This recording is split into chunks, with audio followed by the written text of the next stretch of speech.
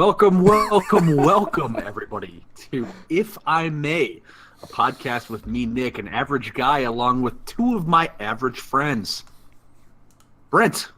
Hey, how's it going? And Kyle. That's me. Of course.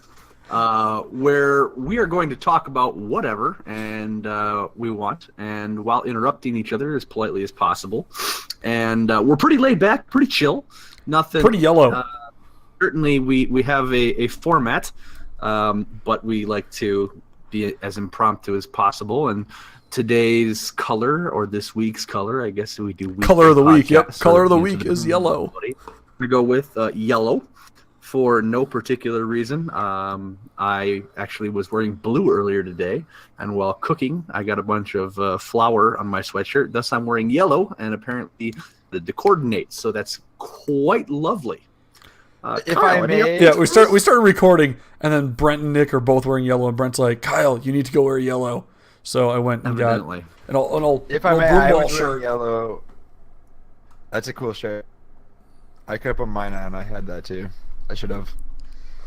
Okay, you had an if I may. I was wearing yellow. I was already wearing yellow, so I was wearing blue earlier as well, and then I just wanted to change, so I did because I'm an adult. I was wearing a gray NASA shirt earlier, and now I'm wearing yellow. We're past space. We did it last week. Yeah, well, it had blue on it, so I kind of was wearing blue too. So with that, Very entertaining. What's exciting? All right, let's start with a little bit of an opening topic. And I was on the radio, or not on the radio, but I was listening to the radio the other day, and apparently this is a big deal. "Baby, it's cold outside" is very offensive. This has been, if I may, this has been something that's come up the last 2 or 3 years. Has I it? don't know if I it's have not any heard older it than at that. all. Yes, at least last year.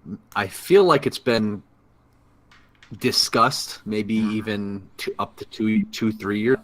It continues to be a thing, and truth be told, I've heard it the last two years or so.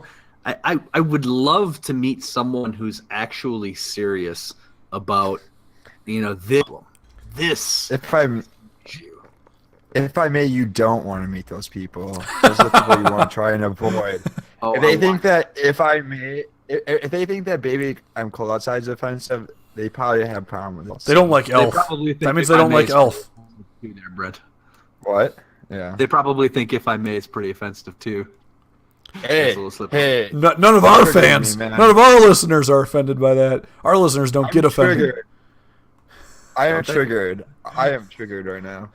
I don't know who. I'm going to tweet about this. Excited to find out.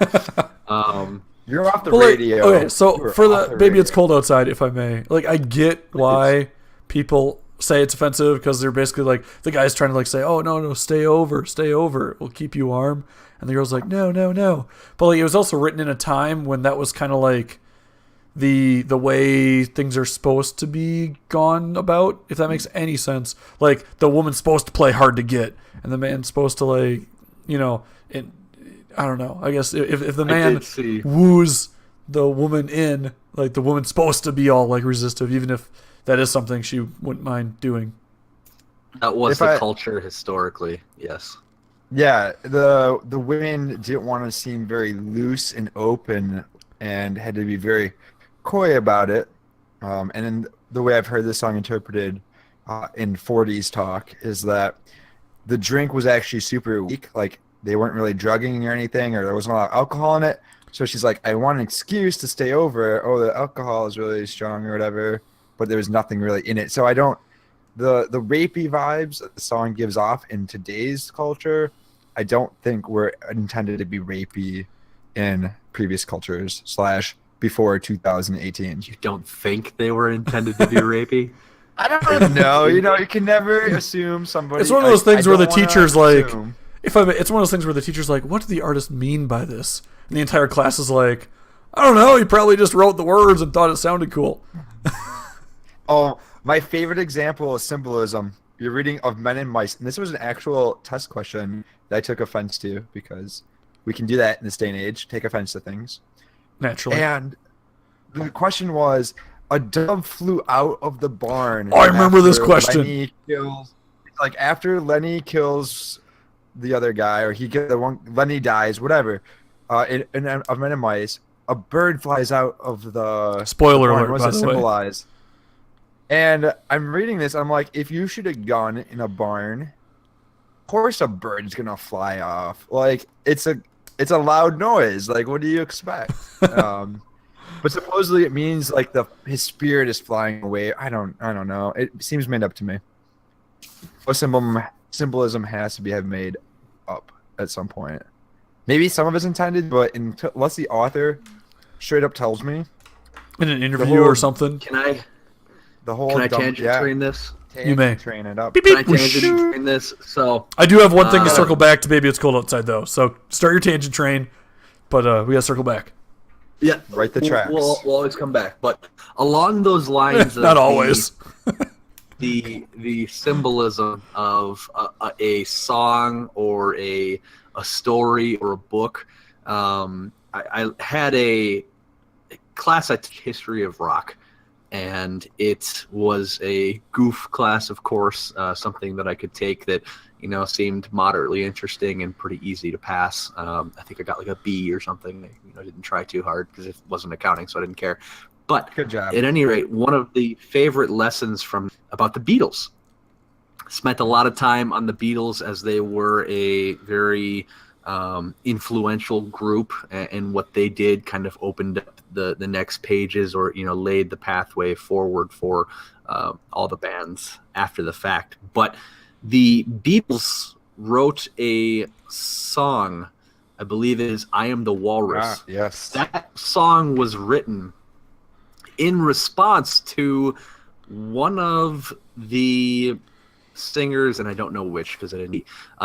One of the singer's kids was in school in the UK, and the teacher was talking about one of the songs the Beatles sang or they wrote. I think it was one they wrote, and they went into the meaning of the song, and the teacher was teaching the kids, and the kids came home, or the kid came home to the singer and said, Dad, we learned what your song is about.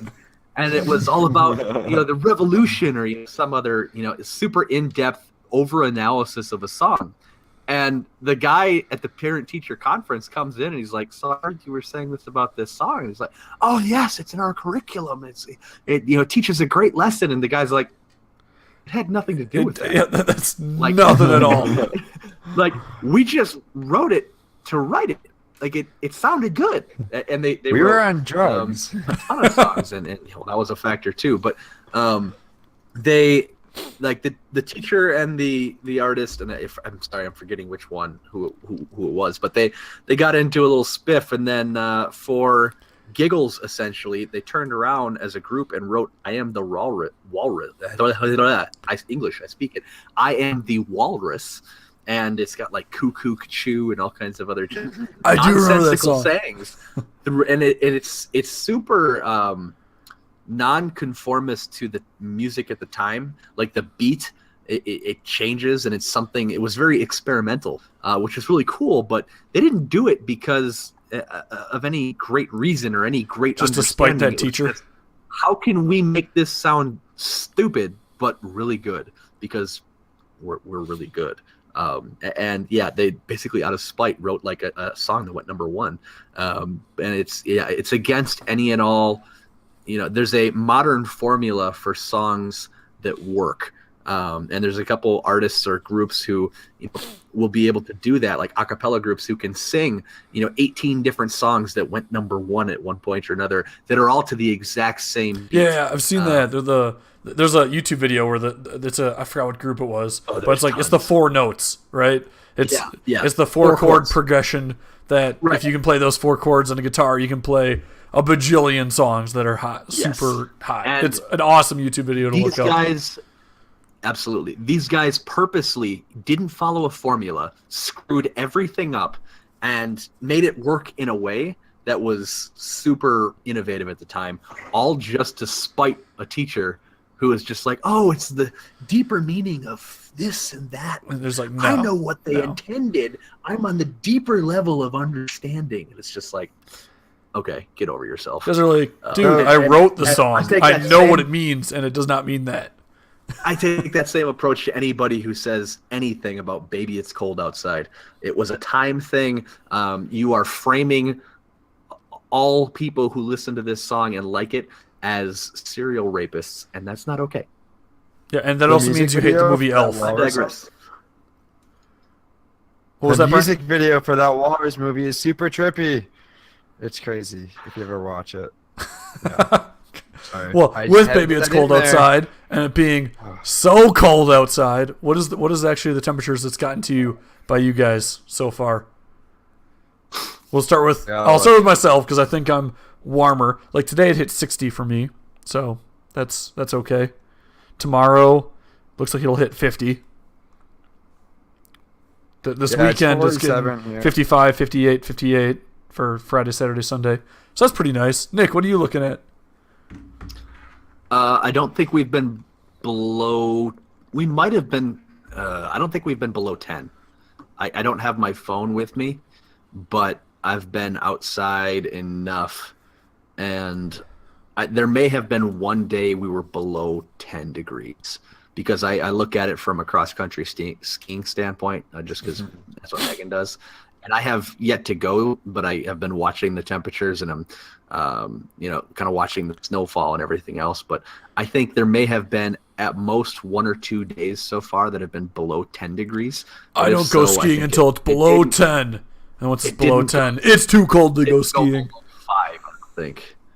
But most of the temperatures have been in the teens and 20s as of late. There's snow on the ground and it's sticking, so we're kind of past the point of no return where, short of a freak heat wave, we've got snow probably through April, is my thought.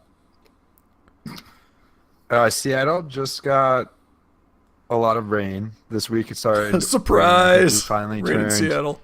We started turning into the winter weather. Maybe it's raining. They were outside. Yeah, but the mountains, the Cascade Mountains, that are just about 45 minutes away, supposedly are getting 17 inches or a foot to a foot and a half of snow today and tomorrow. So skiing is on the table in the mountains. Snow tires are recommended. The chains for your tires are recommended if you're going anywhere outside the city. But here it's warm, it's wet. Seattle. Yeah, kind of same story here. It's pretty Our not internet. Wow.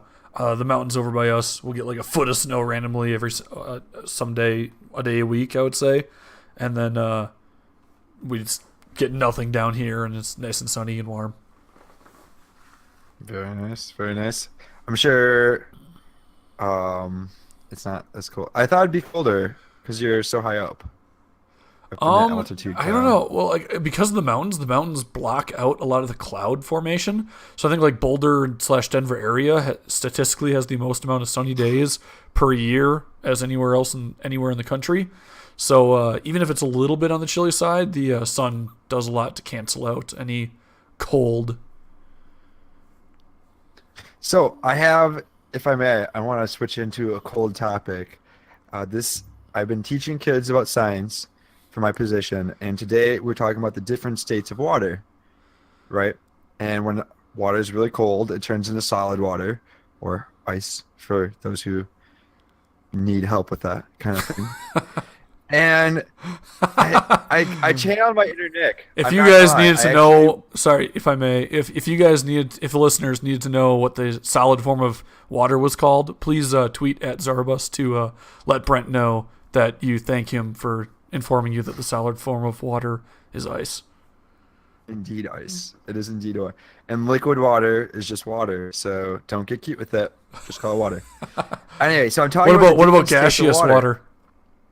I always say you could call it gas water, and that always gets a crack. Nope, that's not the right Be like, term. I'm going to have some gas water. It's water vapor. No, it's steam. But Steam, Both. I believe, is the common phrase.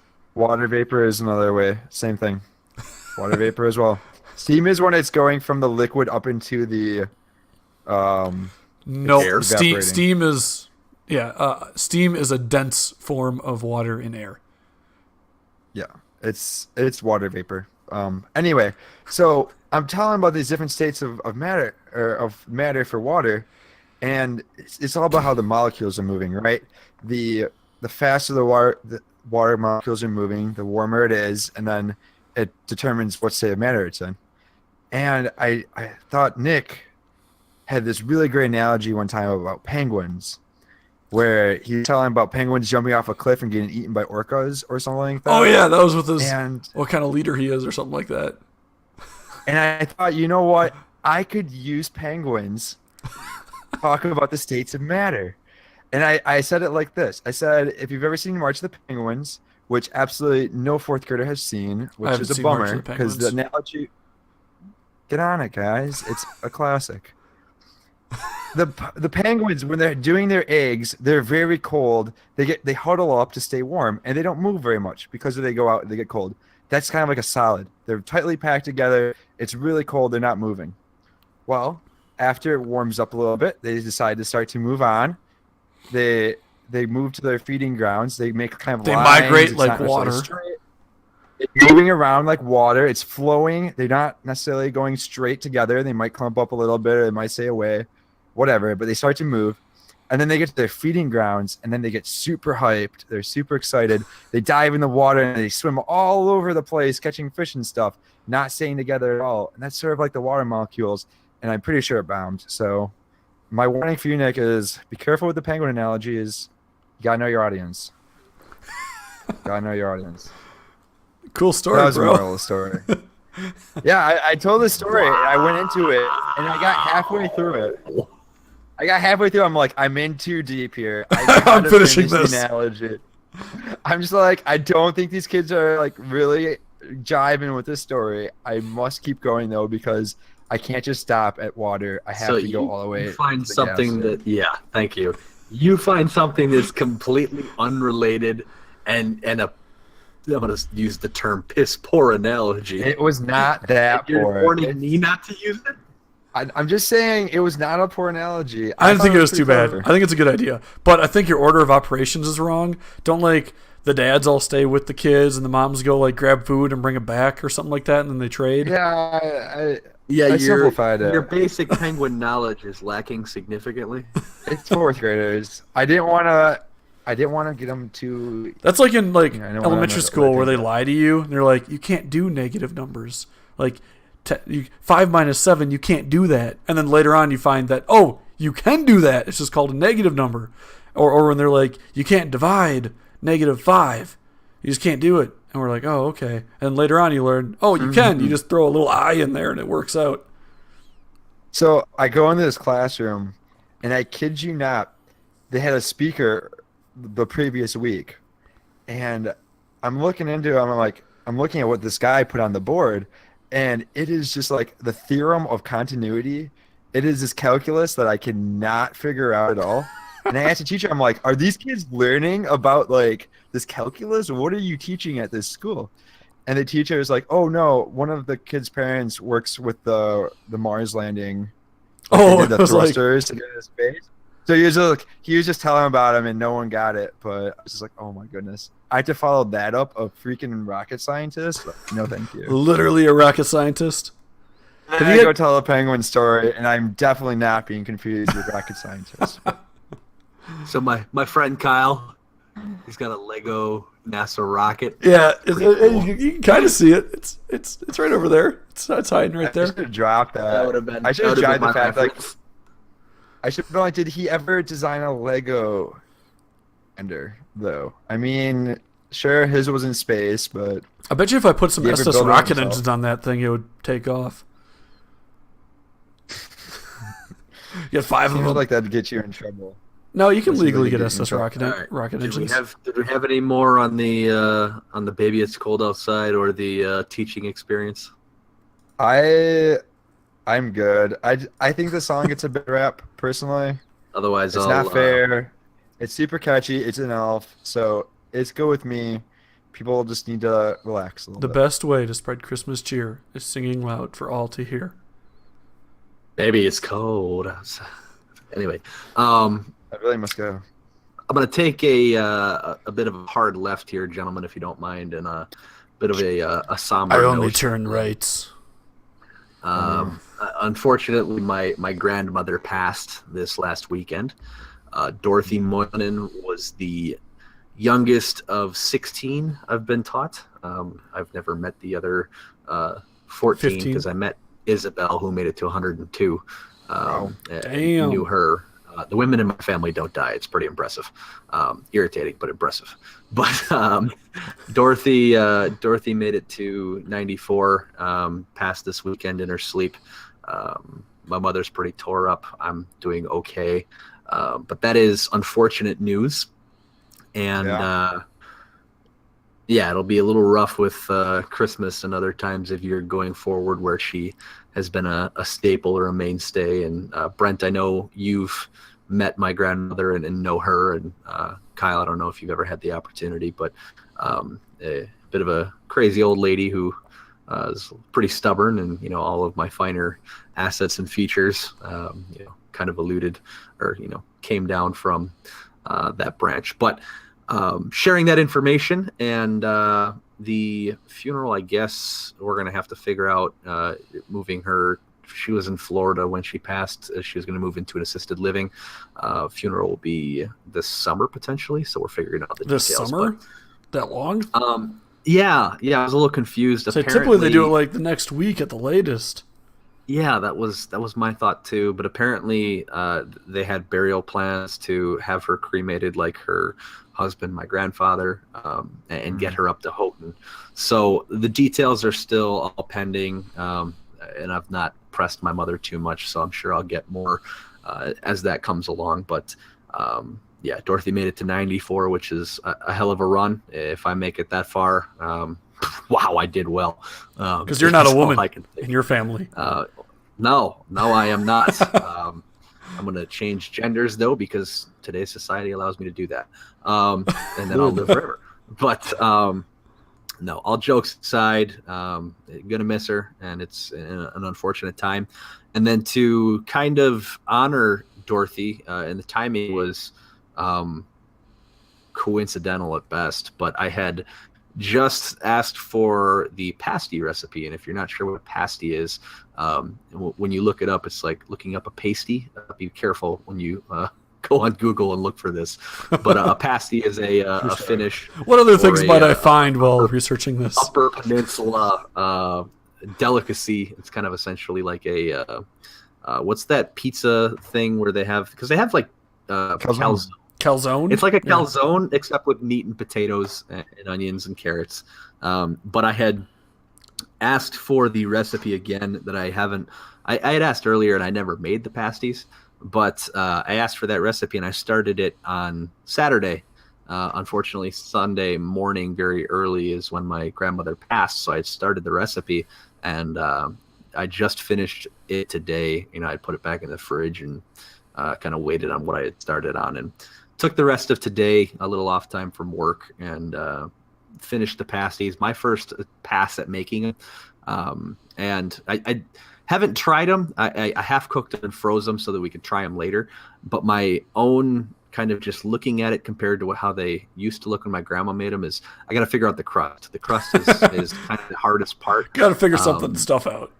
I followed the recipe, and the mix of the material is kind of a what's good for you, and I went with venison rather than like a typical pasty meat, just because I have a bunch of venison. And I'm like, well, let's give it a shot.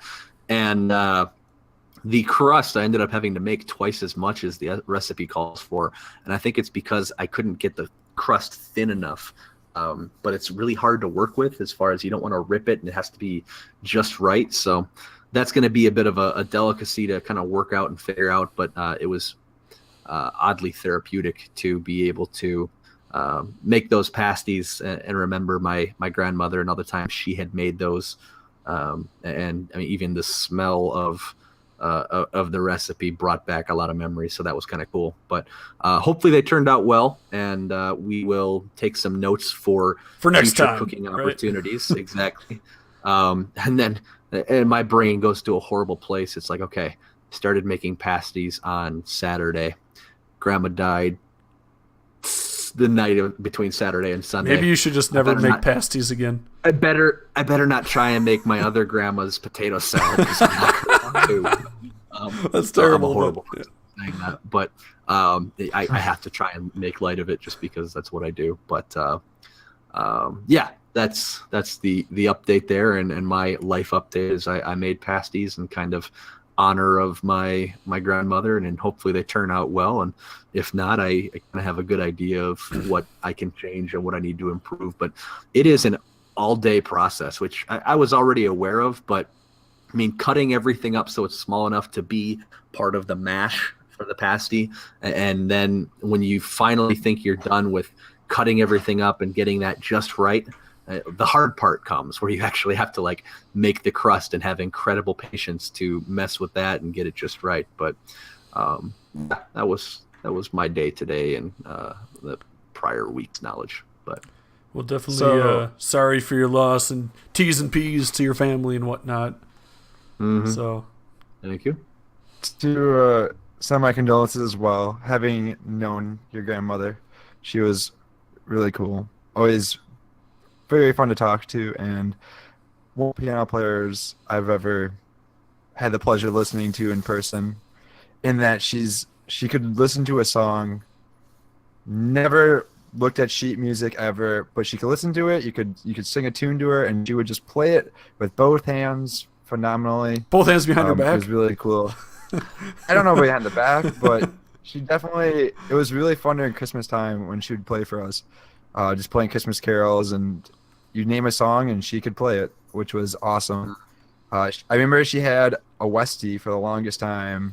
That was one of the little feistiest dogs I've ever seen, especially compared to your mother's Westie, which was one of the calmest, sweetest dogs that almost didn't do anything. So that was a fun contrast to see. And then just that I think her pasties were the first pasties I ever had as well, and they were very good. So you have a lot to live up to. Yeah, if we ever wanted to get serious about a business of some variety, Oh, we are so serious. well, All yeah, of it. this is our business for now. But if we ever wanted to get serious, I don't love the food industry, but I would say, in my experience, there is nothing quite like a pasty in the market right now. I mean, the calzones are kind of close, and truth be told, as I was making it, the thought crossed my mind that this is kind of like a burrito, but burritos don't have the internal pieces that a pasty does, and the look is different. It is a different beast altogether. But if I can master the crust and I can optimize the process, it would be pretty relatively easy to have a sample pasty or two at a stand at some sort of event, and you could sell 80 pasties at an event, and it would be very well liked. Now, I'm not How a much would huge you have to fan sell of. a pasty for in order for it to make financial sense? Because you said it's all day process. Sounds like a lot of Well, effort. Like, how many That's pasties where did you make there? That's where the optimization comes in, because right now, as a one person by hand going and peeling the potatoes, chopping up the potatoes, peeling the carrots, chopping up the carrots, chopping up the meats, adding the seasoning, and then working with the crust. Yeah, that was an all day process. As far as if you can optimize that in some way, shape, or form, if you skip peeling the potatoes, because technically the skin doesn't hurt anything, you chop everything up, and you the crust still needs to be delicately handled, unfortunately, I'd imagine. But I'm guessing you could charge less than $7 per pasty and still make pretty good money. Now, again, I would want to optimize the process, calculate the labor on top of the actual ingredients, because the ingredients, super easy. I mean, potatoes, carrots, onions, meat, which none of that is going to be expensive at all. Potatoes. But Boil the them, amount mash of them, stick them time- in a stew. The amount of time is suspect. Now, if I can step back about the pasty industry for just a moment, we have Megan's family. Pasty talk. Megan's family is looking into pasties for part of our wedding for a potential event, and apparently Megan's father has spent an amount of time with his college friends who were in Houghton, obviously, when they went to college together. So they're familiar with Houghton and the delicacies. And actually, Mike's from UP, and so is his wife. But allegedly, they have sampled a great number of pasties over the years and have a ranking system of sorts. Connoisseurs or whatever. Connoisseurs of pasties, correct.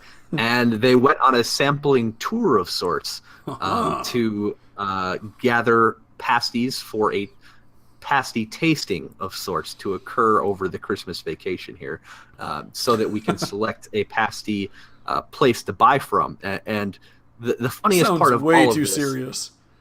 Oh, it's very serious, which I'm okay with. The funny part, though, is the name of every place that sells pasties is literally just the guy or gal's recipe, who it is, their pasties. Bill's pasties, Joe's pasties, Rhonda's pasties. Like that's just the name. So I think there's a lost opportunity there for marketing in some way, shape, or form. But given that they just sell to the local folks, it just makes sense. Oh, this is one of Rhonda's. Oh, this is Joe's. I like oh, this is Dorothy's. I like this. This is Dorothy's. Ralphie, he's got the best ones. Exactly. No, he doesn't. So if we were to ever do a pasty business of sorts, if I were to ever master the recipe, take the time Mix to optimize it a little bit, and if Brent on Mix his pasties. weekends wants to go to festivals with a little cart that we like to do for business and have him sell our frozen pasties or Penguin pasties. They're not penguin pasties. Actually, my biggest thing is I don't think I'd want to call it a pasty. Because honestly, when you read it, it says pasty, which for anyone who has a dark mind, which is what I feel is at least 2/3 of the population, Go on. They're gonna read You're the talking about a pasty white person who needs to go out in the sun more. Yeah, anyway. So if we ever wanted to do that for a business, we would probably consider Dorothy's pasties as our That would be a good one. as our name. Dorothy sounds adorable. Right, who Is doesn't there- love a Dorothy? Right? And it's a recipe. She has Totos, she has magic slippers, Exactly. and pasties. But yeah, it was interesting to go through the cooking process. I think it'd be kind of fun to cost it out and see if we were to do something like that when Brent is done in Seattle and moves closer to Kyle or I, because those are your two options, period. And then the other person could come visit, and then we could totally spend a weekend cooking and playing games, and then we could probably give it to Brent, because I feel like Brent has the kind of time to do this, to go to like a local festival and have I'm like a busy cart guy. and then sell things. I got weekend plans, man. So, with the Saka food, this is the perfect opportunity. I've been saving this one for the right moment. Oh boy. I have came up with years now. English developing you have this, come up with. the Hey, leave him universal alone. theory of food. The universal theory of food, where my thought is that all food is basically the same thing. It just has slightly different ingredients into it. Think of this. You have a salad. I don't like Every salad. salad you have a base, so you have some lettuce, you put Nope. some toppings on it, you put some cheese and maybe some Maybe dairy. on the cheese. That's that. No lettuce. You have soup. You have your soup. I You do have your like broth. You have your vegetables. You maybe put some cheese in there and some meat. You got soup. You have a sandwich. You have your bread. Then you put some. What do you put in? Meat, vegetables, Cheese. some cheese. There you go. You have a casserole. You have some noodles, meat, cheese, vegetables, Yep, cheese. so forth, broth or whatever. You have all of these foods are just connected By They're cheese. basically just not even just cheese, but by like different, like it's all the same thing. You just package it different, like a calzone or a pasty. It's all basically the same thing. It's just different stuff in the middle, like slightly different variants of it. Like the difference between a soup, a salad, a casserole, there's just too much connection there for it not to be linked. Think about it. Think about it. I'm not wrong on this. Brent thoughts. It's true though. It's so true. If you ever think about it, like you have your base, your I'm trying to think of a really good example. Okay. You might have some noodles. Like this is talking about like meals. And maybe it's because I'm from the Midwest. Where in the Midwest we just literally toss everything into something. Are edibles like a now pizza. legal in Seattle? No, a Yeah. pizza. If you think about They are. Washington is you have your legal bake, state. Okay. you have a sauce, you have your meat, I'm your vegetables, understanding and where some this is cheese. coming from. No, I thought this a long time ago. I am not wrong on this. Now this is for meals. This isn't for like But you're not saying like anything. a Laffy Taffy. You're literally not saying anything of substance. I'm not saying anything of No, it is substance. Think about this. I'm not saying anything of unsubstance, is what Brent was about to say there. I have my pizza. My pizza has its base, which is the carb. I put a sauce on it. I put what? So are Vegetables, you meat, saying cheese. carbs are the base of all foods? Most meals. You have your pasta. Gosh, You it's almost like we have took the your food noodles. pyramid and followed You that. have you have a. I'm just saying, it's all basically the same thing. Yes, just there's wrapped up differently. mixes of foods, and yes, they're going to be similar because All I mean the we're same. matter-based creatures who need to consume. And All there's only meals, so much- all meals will have a main dish and a couple sides. Yeah, that's just. Yes, you don't just go eat nothing but bread. I mean, back in the day, if that's all you had to eat, certainly you did. But because of luxury, because of convenience, Explain yes, ramen, you wanna Brent. combine Explain certain things ramen. that taste good. Yes, enlighten me on the ramen, because if you think those are vegetable little cubes that are in there, you're probably wrong. Tofu No, definitely counts as a No, but vegetable. you're 'Cause what else saying is it? that yes, in a meal where you're supposed to consume food for the day, you have a general mix of types of foods that meet Carb, your a nutritional protein, needs. You're not saying anything truly. You're No, not. these are Not all having some connected. sort of grandiose discovery. Like It that's me seems standing like back and Yes. saying, No, no. "You know If I may. most rooms have 4 walls and a ceiling. Like, holy shit! I bet you they all have a floor, door dude. too. At least one door. Yes. No way." Like, Don't just I'm have sorry, an I'm ripping opening. on you, but I'm not hearing anything that isn't known. Like, What I think what Brent's big realization here is that if you have a meal and you have good variety within that meal, it's a good meal. I think Not that's just Brent's. that, but that all these good meals they're strung together. I don't know. You guys can doubt, but this is a big thing. I'm onto something. There's something huge. something like what? Like, What, I'm what are was you Brent's? onto? Wait, moving on a little bit. What was Brent's last Eventually- big idea? No, where he thought it hold was on this. genius. What was that? You had another idea a couple episodes back that you thought was genius. I'm gonna My find learning theory? it. Yeah, your learning theory. My- what was my that? phenomenal All theory of learning. learning is It's through just trying. is through To trying. learn, all I have to do is Yeah. try. Because you fail or you succeed. Yeah, Didn't I Dude, I refute book it. that by basically saying that I've learned a lot from reading books and not having done anything myself? No, you don't learn until you change your behavior with that. The reading, you memorize something, you're doing a behavior change, therefore you're learning. You are putting. If you don't get a to result Brent's point, you are behavior putting change effort from your into learning. reading. If you didn't read at Exactly. all, you would. But I have never experienced zero gravity in space. It has not changed my behavior, but I know I have learned it to be true. You've learned it to be true. But you had to consume something that told you about it, right? Okay, but And what that's your has change it- of behavior. By listening to that, you Okay. have... Okay. Moving on. So Moving far. on. One thing The I fact will. you're still thinking about it means I'm onto Reach. something. You know Reach I'm further. right here. reach further. You know, the fact you guys are still thinking about this means that I'm in your head, and you guys are gonna. The one thing I will say about teaching in general is I definitely like the idea of I'm gonna mess up the saying, I know it, but it's like tell me and I forget, show me and I understand, involve me. Nope, there's another step in there because it's involve me and I understand. Show me and I remember. Yeah. Tell me and I forget. Show me and I'll remember. Involve me and I'll understand. The whole like you have to do something before you like fully understand it. So you know you've been taught about gravity, so you know it, but you don't understand it.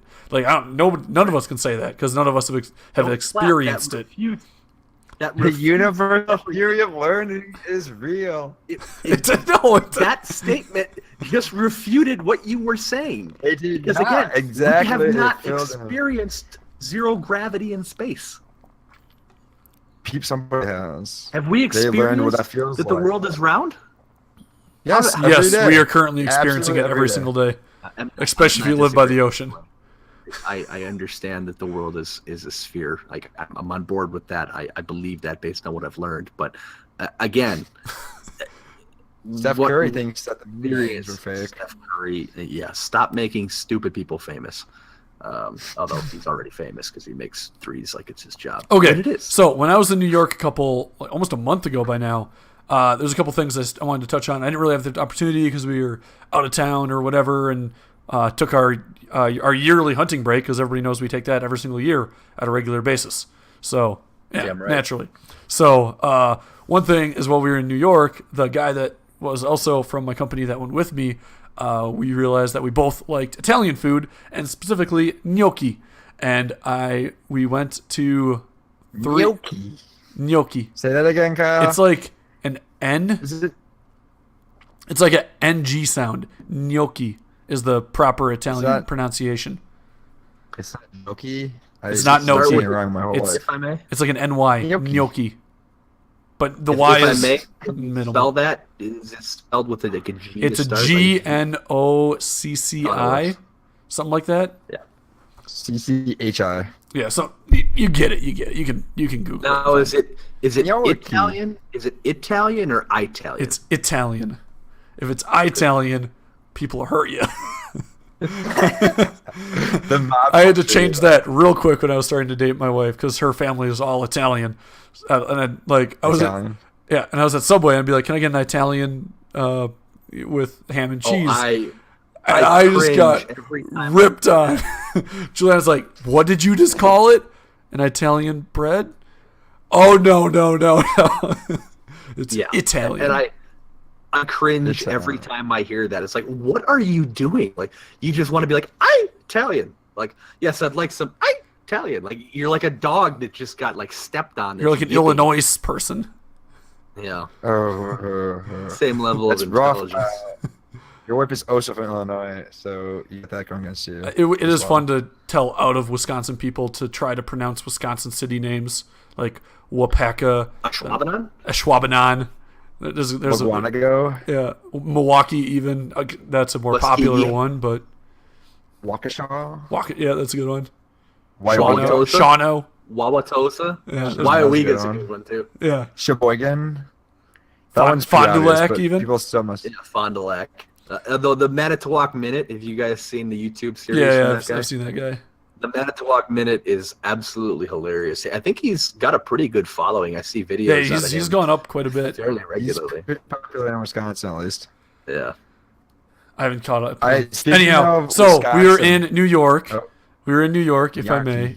I may. When we went to Absolutely. three. So the guy I was with, he used to live in New York in the like Queens area or whatever, and so he's like, "Oh, I know all the good places," and he actually like looked up online and found a list of top 10 gnocchi places in New York City. I know all the good places. If I may, I know all the good places. Quick, let me Google this. Well, one of the ones we went to was at Italy, which is like a market slash restaurant, and that's like it's not the market's actually really good, but like the food itself in the restaurant isn't good Italian. It's just it's a big show. Like the room you eat in's like all like sparkly. They got like flat like leaves and stuff all over the place. It's like a Rainforest Cafe-esque kind of experience while eating, but the food itself is kind of meh. So we went to that place. We went to the number 4 place and the number 1 place. And let me tell you, the number 4 place, I need to find that card because they deserve a shout out. That place was so good. It if you don't, so gnocchi is it's a noodle pasta. It's like a potato based. Good dumpling. It's like a dumpling. It's like a light dumpling in like typically either a cheese sauce or a red sauce or an Alfredo would be the 3 main types of sauces. And oh my god, the number 4 place, I will find the name of it before the end of this podcast, is the best in the world. The number 1 place needs to get knocked down a little bit, my new tier list. And then the Italy place was mediocre at best. It may be number 4 on the reviews, but it's number 1 in Kyle's heart. For and sure. stomach. Oh yeah, it was so good. Very expensive, but Y'all very take good. us. If I may, Brent, pouring on a bit of that cheese sauce that was earlier mentioned. That's some queso. It's not Joe cheese, dude. It's mine. Yeah, Kyle, figure this out because when I go to New York, which might be never again, I'd want the best When I go to New York, which might never happen. Well, New York is a fine city. It's just really big. So New York And is it's awesome just- to visit, and it's great for going during business. But I would never want to live there.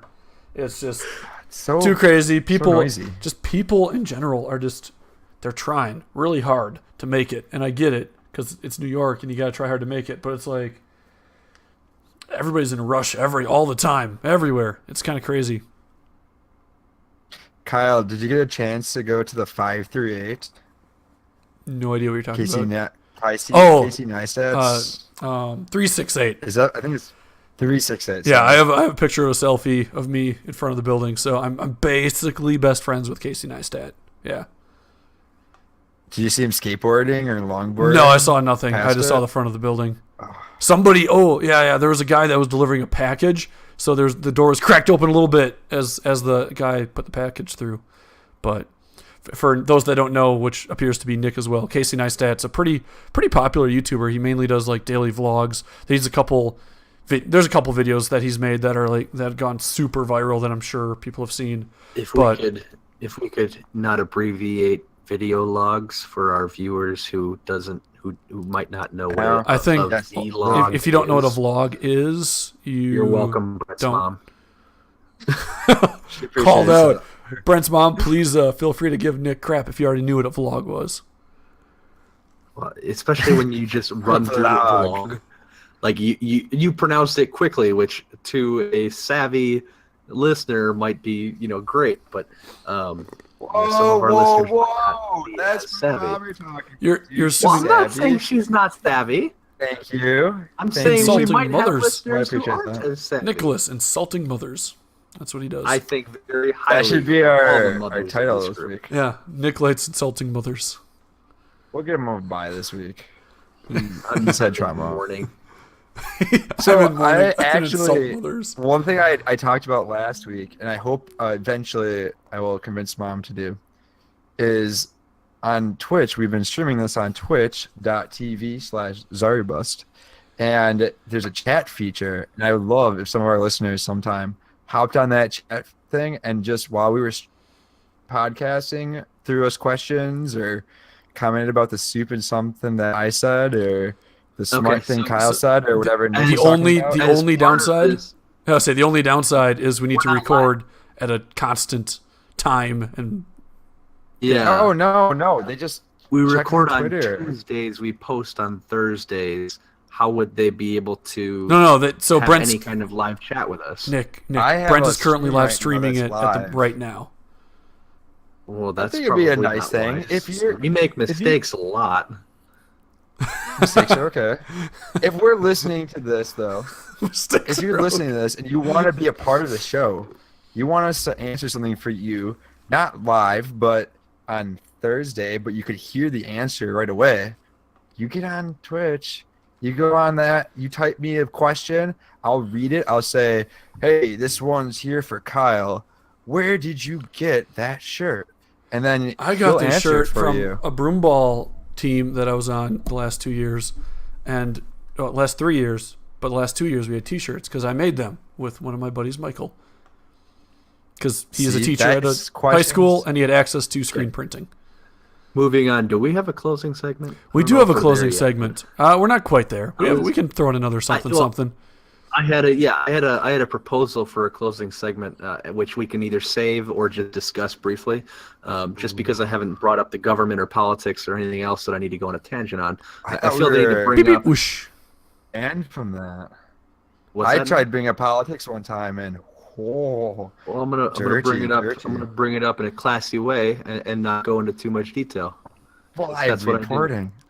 At Okay. any, at any rate, I'm not sure if either of you saw the Google CEO, whose name I'm forgetting, He's a gentleman who was called before Congress or one of the bodies. And I saw that he was going to be brought in, reprimanded by the government officials who represent all of us so well, of course.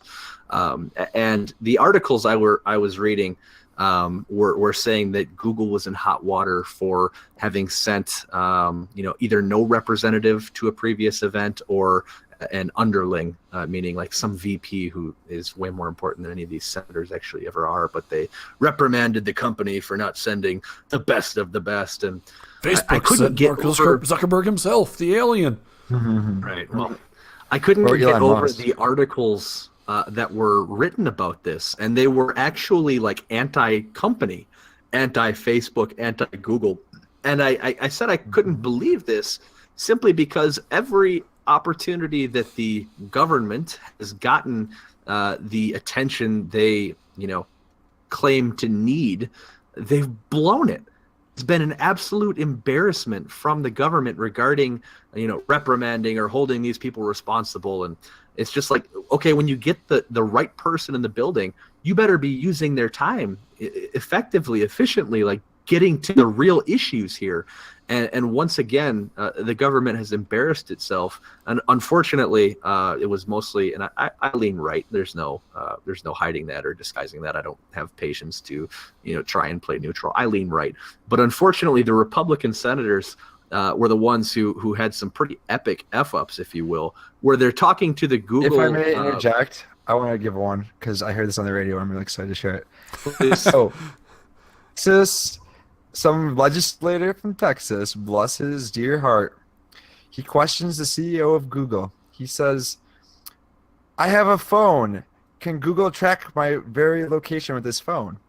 Google CEO replies, well, we don't track it unless there's certain opt-in things you might be able to do that would allow us to see where your location is, but generally you have to opt into it, basically trying to dodge it. And the guy is like, you're paid $100 million. Yes or no? Are you tracking me on my phone? And it's just like, there's a disconnect here. Have you ever used Google Maps? During that time, we're tracking your phone. Tracking you. Do you have location services turned on? They are doing it. Yeah, we're tracking you. Yeah. Every place you are. He's like, do you know where I am on my phone right now? And it's like, the CEO's right in front of him. Of course he knows where you are.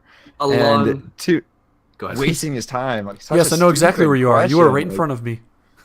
Yeah. And that's the problem. These people who are in these positions that are trying to hold these companies accountable have absolutely zero clue what the technology is or what it does. It's so scary. If I may, I can share the stories I heard, and there was there have been a lot of great examples. I mean, Google it, no pun intended, because we're talking about Google CEO. Yeah. At any rate, the specific example here was I don't have a wah-wah. a Republican senator was asking. Thank you. Was asking the Google CEO, and I should know his name. I'm sorry, I don't. Regarding an advertisement that came up when his daughter or his niece or whatever it was playing a game.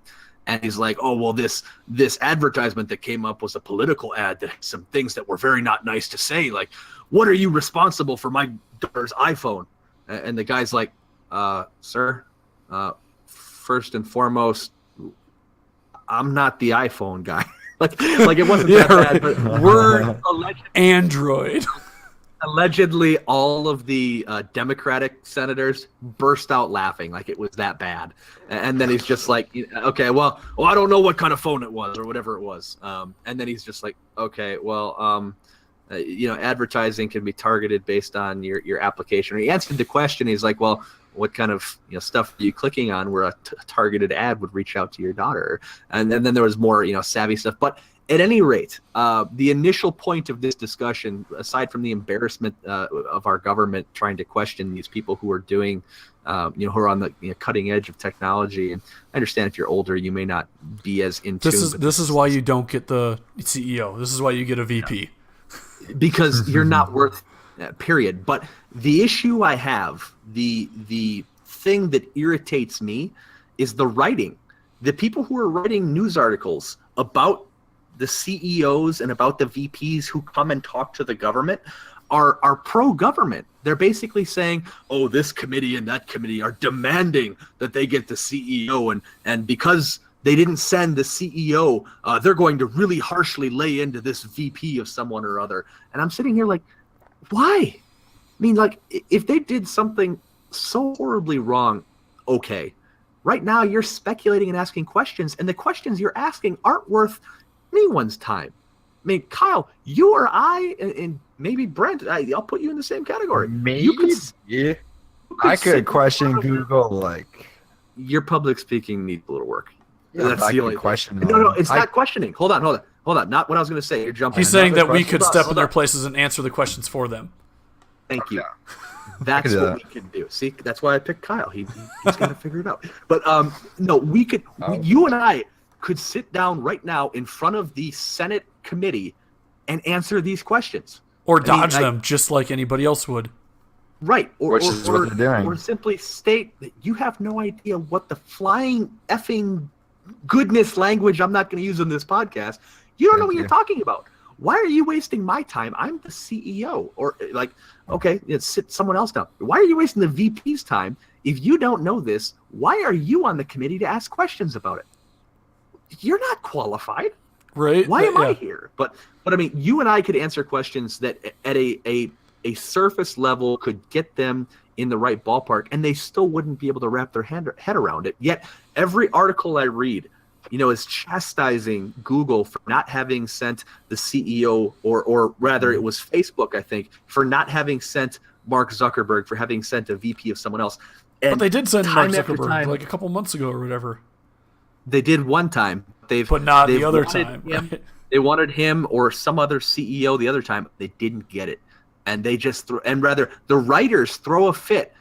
And I'm not sure if it's my theory, if I can put on my tinfoil hat, is the writers of these major news outlets are so in the pocket of the politicians that they are just writing up a stink storm anytime one of these CEOs doesn't comply with the government. Yet all that comes out of it is a complete waste of time and effort on everyone's part, because I'm sitting here as Mark Zuckerberg, like, I really had to try and explain what cookies are to a bunch of grown men. And then to try and understand, at a surface level, what the algorithms our company, has, how they use those to filter advertisements. Like, there's such a depth to this that they couldn't possibly wrap their head around it. Yet I've got to sit here at a 6-year-old level that you and I might as well answer. And yet you demand the CEO to be held accountable. And it's just So like, if I may, the hard thing about this is the people that go into being career politicians, they are political science people. They don't come from any sort of background to be experts on the environment or be experts on That's the crazy thing technology. in general, is like going into politics, there's so many things you're going to be asked to look into and vote on.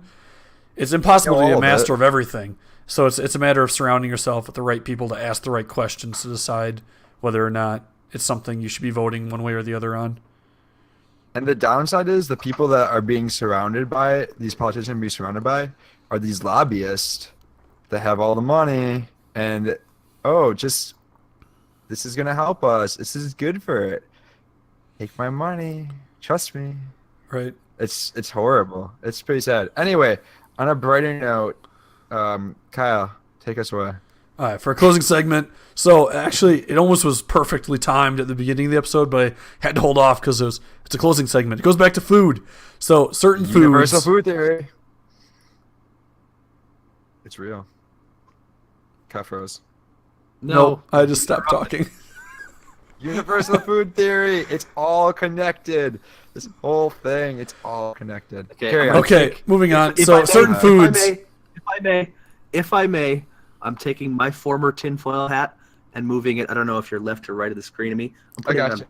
To All right, that this side. direction. Well, it depends. there you go. That's towards Brent. Okay, whatever. Either way, I have it Anyhow, now. so certain Carry foods, on, Kyle. it's hard to Sorry. decide whether you eat them or you drink them. I'm trying to think of like a Frosty from Wendy's. Do you eat that or do you drink that? Eat it.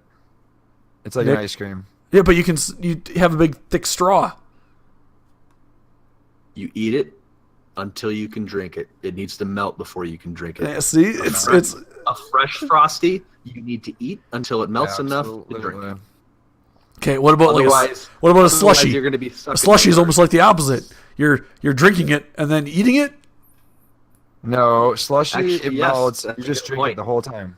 No, because What? you drink it and then you drink it too fast, and then it's just got the frozen part Yeah, left over. yeah, this so is you your have frozen. to eat it, and it's not You as guys good. do slushes wrong. You got to take your time and get all of the nice. Oh yeah, you rush it too much. No, I'm not. You Okay. drink a slushy the whole way Soups. through. Soups. You drink? Do you drink or eat a soup? I guess it depends on the kind of soup. Like a tomato soup, you drink that. Yeah. I mean, even if you that's why spoon soup it in is a spoon myth. at a time, you're not really like grinding up anything with your teeth. So you're drinking it. We're gonna go with a hot take, if I may. It's based on the temperature. If it's too hot, I gotta eat it with a spoon, blow on it, give it some time, sip it, put in some crackers. If it's cool enough, then I will do the whole bowl drinking out of it. Crackers, cheese, doesn't matter. I will drink it if it's cool enough to drink. Otherwise, I will eat it with a spoon as I cool it down by blowing on it. So here's my take on soup. Is it a hot take? One, it's depends But, on the temperature of the soup. The whole thing about drinking or eating, I hate that part. So when I get a soup, unless it's already loaded with a bunch of stuff eating in and the it, drinking part. I will take crackers and I will crush up those crackers, and that soup will be so thick of crackers that eventually I'll be eating it. So yeah, I eat soup, I guess. I just don't I like can the see liquid that. part of You it. just- What about tomato soup? Do you not like the liquid part of tomato soup? Because that's like pure liquid. Liquids. So tomato soup, I'll dip in grilled cheese. Classic. Otherwise, there's no point of. What about like a potato otherwise. soup? Like a potato soup is like similar kind of thing where consistency, it's all one singular consistency, but it's not like quite Crackers. solid. You Crackers. still go crackers on Lots that. of crackers until it solidifies, basically, and then you're good to go. Baked I know that potato- sounds weird, and it's goes Baked against potato it, but soup at Applebee's. There was a tangent train real quick because I know we're in the closing segment. Beep, beep.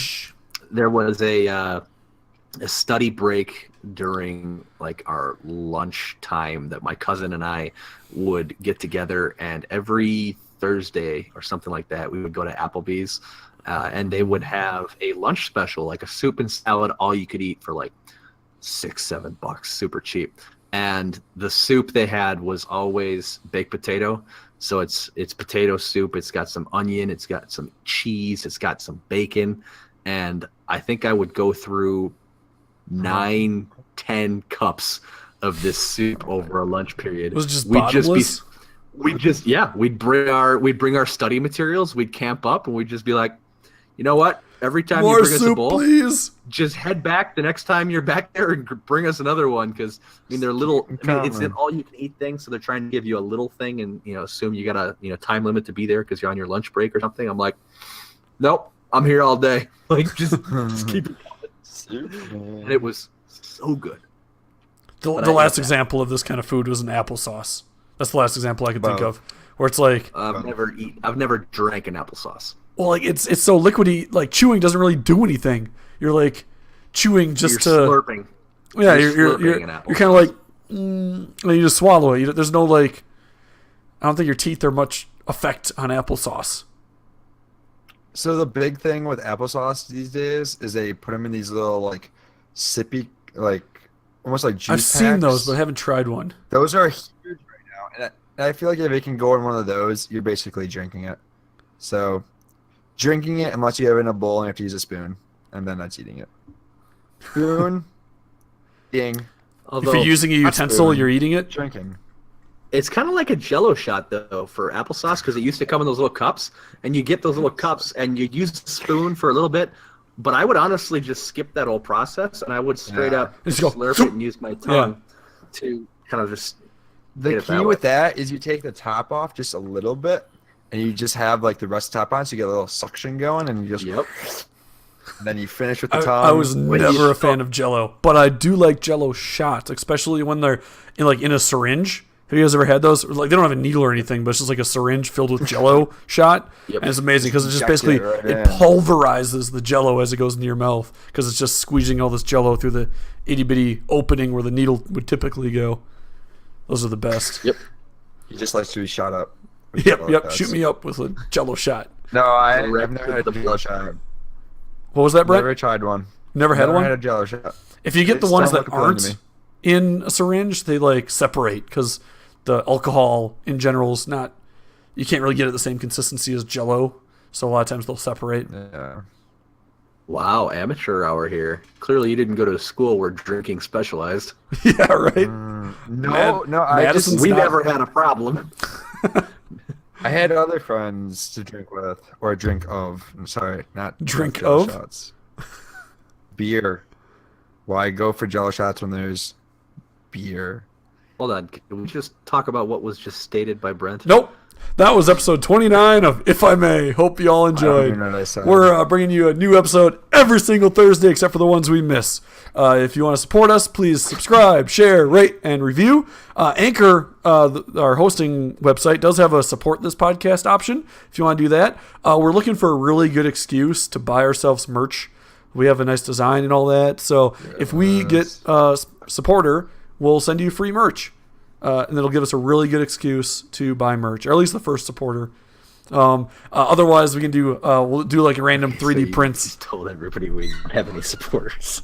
Yeah, We what? do have supporters. No, financial supporters. That's what we're talking about. Yes. Yeah, yes, yeah. indeed. And then I am We have a lot dying of- inside right now just because you realize in business, like you fake it till you make it. You're like, hey, Oh, well, the dude. 10th supporter this week, we'll give it to somebody. Like, you don't just say we don't have any supporters, but if you're the first, we'll do it. Like, no, you're like, oh, of course we have like hundreds of other supporters, but the 10th new one this week, we'll give merch to. Oh my God! All right. If love I both of may, you, the but thing that Kill endears me. us to our fans is that we're we don't endearing, BS we're them. honest. We don't BS our fans. We're not going to try and sell you anything. We're going to just give you a product. Yeah, Anchor. So And Anchor if has you ads. subscribe- Anchor has ads now, and there's one ad they want us to read, or they have as an option to read that would pay us more than just the Anchor ad.